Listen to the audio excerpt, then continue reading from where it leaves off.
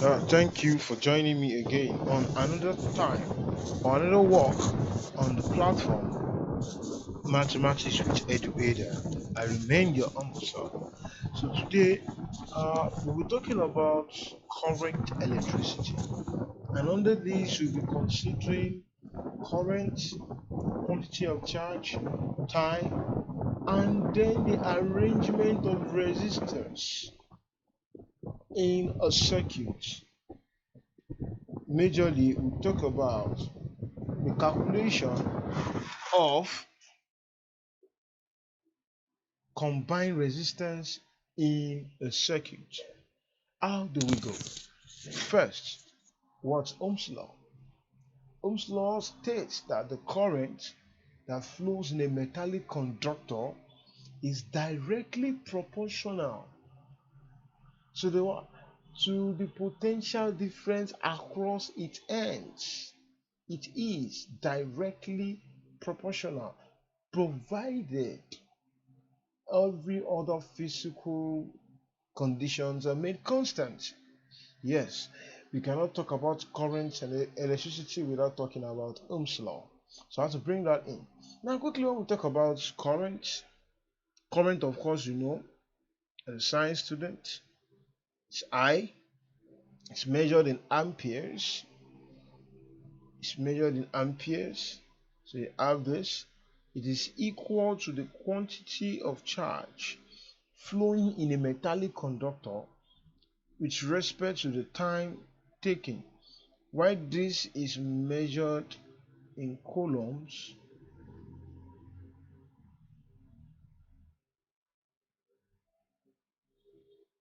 the time is measured in seconds. Do you see this? So we have, okay, let me just do this. It's measured in coulombs, while this is measured in seconds. So I can just have current to be equal to the quantity of charge with respect to time. So let's solve the question we have on that. We have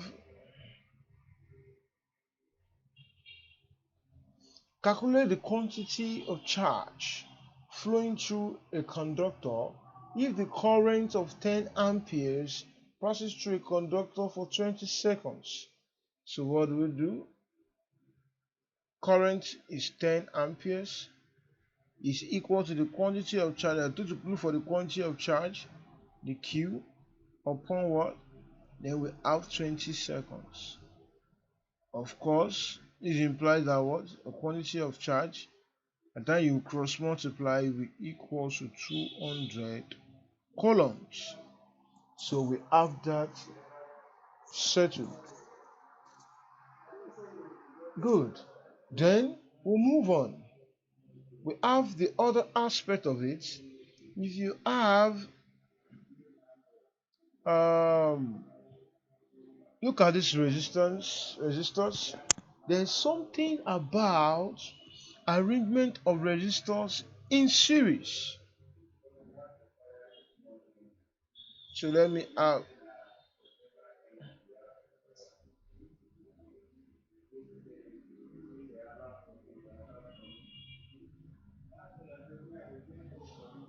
you have series arrangement.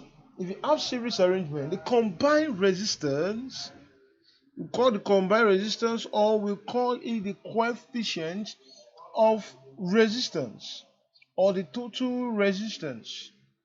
What will it be?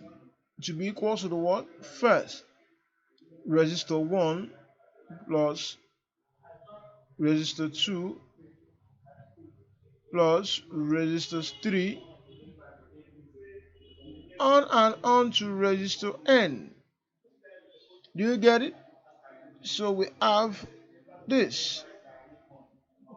Am I communicating? So this is what we call the combined resistors in the resistors that we have in a circuit. If the resistors they are arranged in series, and this is a form or pattern of what linear, or we call it series arrangement of resistors.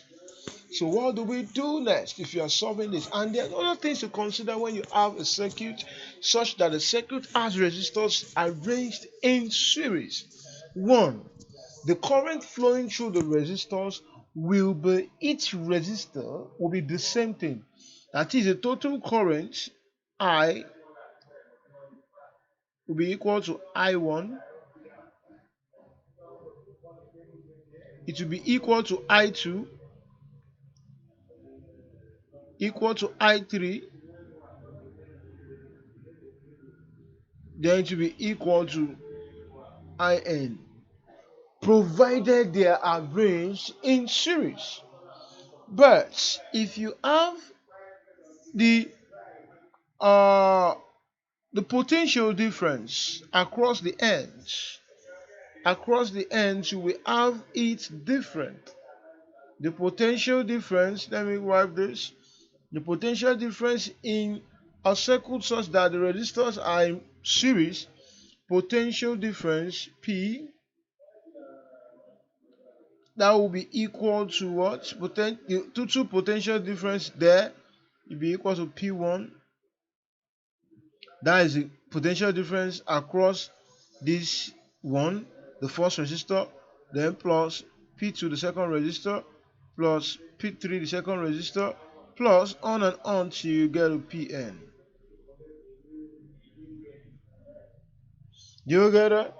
So that's what we have. That's the difference. That's the major thing under arrangement of resistors are in series.